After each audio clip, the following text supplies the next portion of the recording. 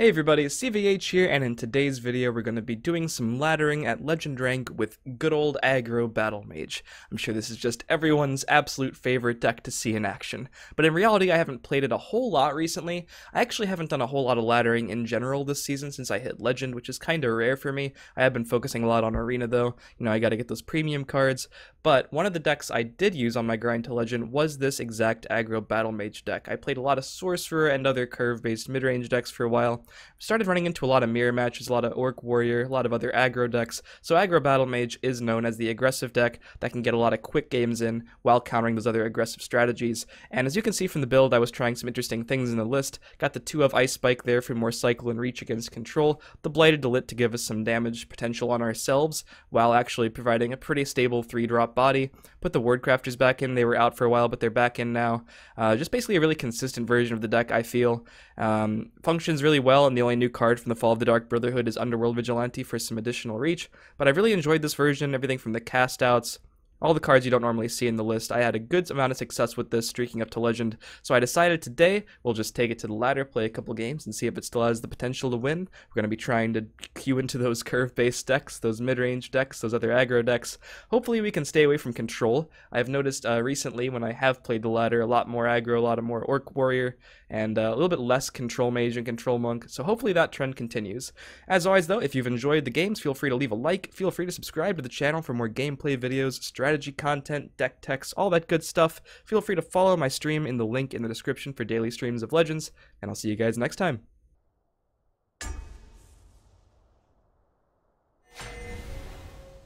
Alright, got Assassin. And we do have the ring, which I think is where we want to be.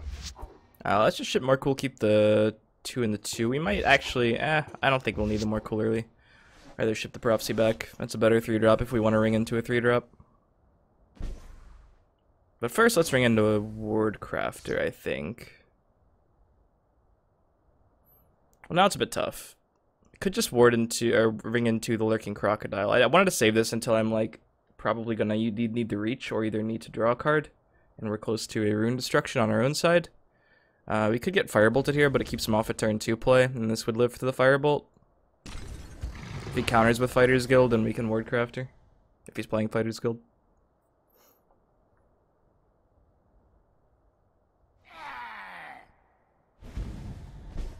At least he didn't have the ring for that. It does make Wardcrafter worse.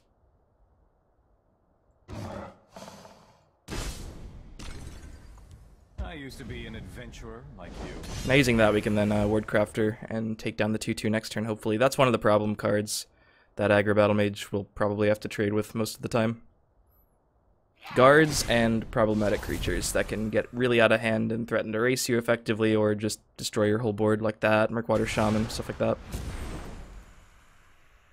Alright, at least he drew one of them naturally.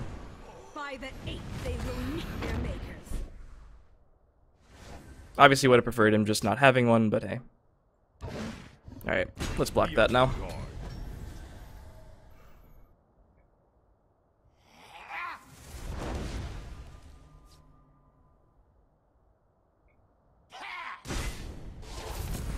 On the bright side, he did get me within range of drawing a card off the Afflicted Elite.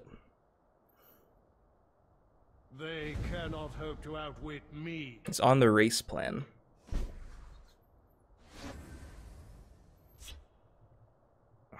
You know he has a curse, so that's what would happen to the Sentinel if I played it in the left. That's what would happen to a Lit or Wardcrafter. We could just go Battle Mace. Battle Mace is hard to answer with one card.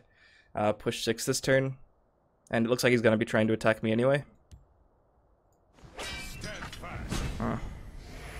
Painful.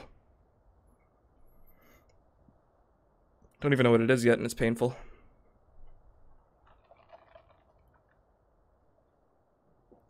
They make it too easy.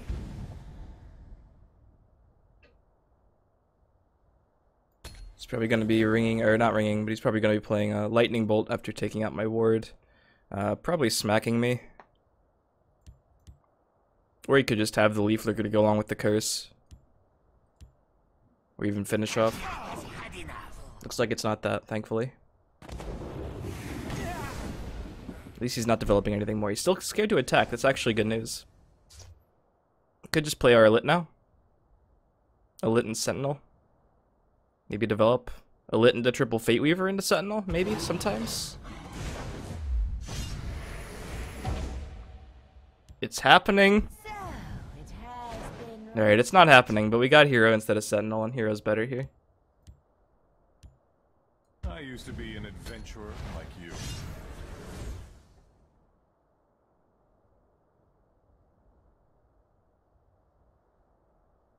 I am the Queen Mother. Attend me.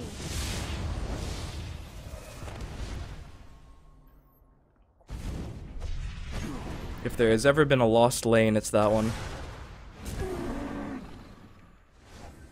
Oh man, we were actually really close to double Fate Weaver. Whew. Well, we need to start really pushing as hard as possible because he's going to start draining. I don't think I'd ever die this turn, but it looks like we need to go for Battle Mace. Wardcrafter and Sentinel have the same amount of damage to the board. We're not guarding against anything in this lane. He already used all of his curses, that's a big deal.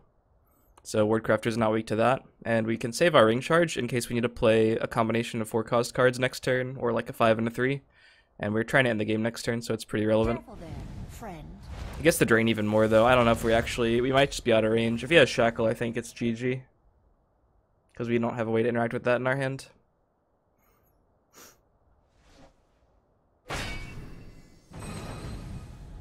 Yeah, if he has a Harpy here, it's insane for him. Unless we get, like, the actual best prophecies we've ever gotten. Amused. That has to go face.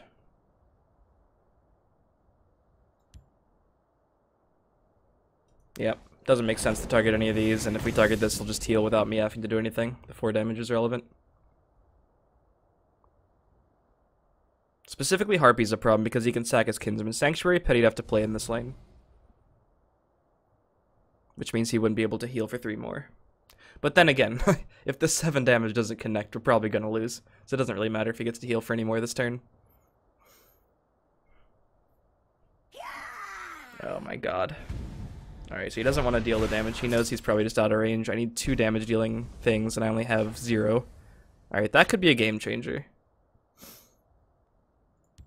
I guess we Fate Weaver into Ring Harpy. So, it has been written. One of the more useless cards in our deck at this point. Your blood will spill. Alright.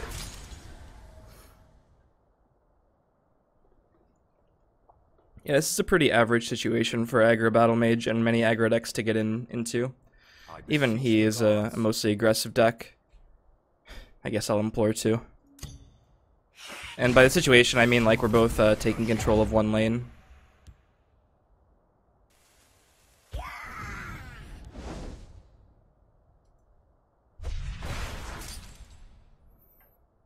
It's actually a really tough call. There was definitely a chance I'd die there, right? Double Lightning Bolt.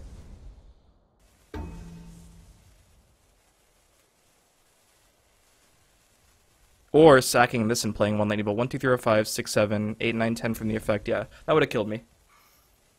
So I don't think I'd die here anymore. I just want to make sure I can kill him.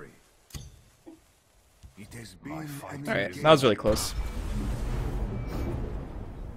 People doubt the power of Queen Bear and Zaya, but it can single-handedly win you a game against aggro. Unless it's shackled, obviously.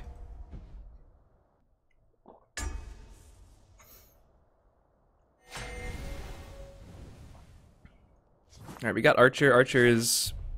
well, it depends on the list, right? Some of the Archer decks are running the Curse package and the Skavens, and that can be kind of an issue, but the general game plan of Archer doesn't align too well against the game plan of our deck. If they're going to just get aggressive and not have too many early game counters to our aggro. He's rank 3, I really have no idea what he's playing.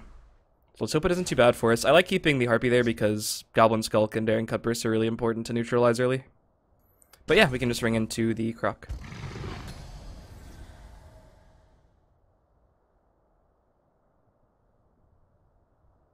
Of course I'm on your side. Alright, so he's definitely playing an aggressive version. Not too scared of that.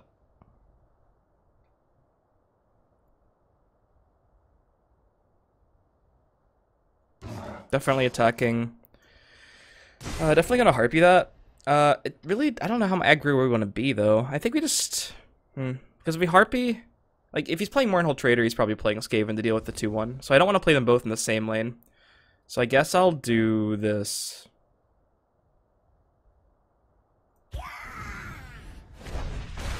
I have no fear of the cowardly skeever. Yeah, I guess I'll do it like that. So Skaven doesn't completely blow up my entire board. And then I'll just have to deal with that next turn, but that's not that bad for us. It gives us another body. It's a bit of damage that I'm willing to commit to a creature. Oh man. Is this the Illusory Mimic Archer from like the last video? We just featured that. That's crazy. Yeah, I guess it might be. So we could face, get the extra damage, Lightning Bolt, or we could Harpy again, but then we're weak to Skaven. Very weak to Skaven, but if he's not playing Skaven, I guess we don't care too much about that. I do kind of ring Lightning Bolt face, yeah, it's okay. If we ring the Battle Mace, we then just have a 6-1 instead of a 2-1, which is still just as weak to pings. Yeah, I like face Bolt. Trolls take you. Even if he's playing Skaven, which at this point seems less likely than it was before, if you consider that it's probably the list we were playing because we copied it from Brad, and that's a lot of net tech potential between the two of us. At least one thing should stick this turn, right? Alright, yeah, all the things stuck. That's ideal. Alright, well not that, that's not ideal, obviously. I almost never want to actually draw a Fate Weaver, unless it's from a Rune Destruction. But yeah, we probably just Battle Mace up and kill that now. It's probably right. Nah, it's not right. We should be super aggressive. Throw our fates to the runes. But we should Battle Mace this. Yeah, you have 10 damage, which is then 13 damage. Or 12 damage, excuse me, because we already broke the first rune. Trolls take you. Die, Swit.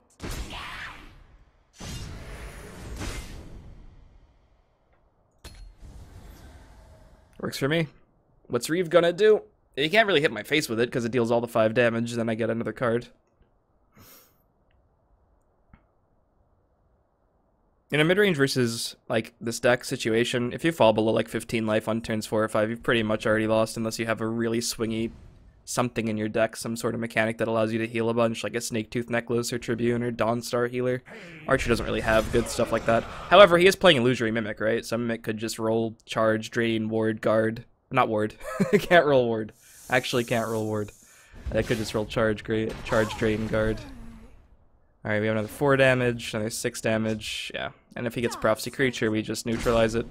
And if he doesn't, we just play the Harpy for tempo anyway. And he should be pretty dead here. The day is yours.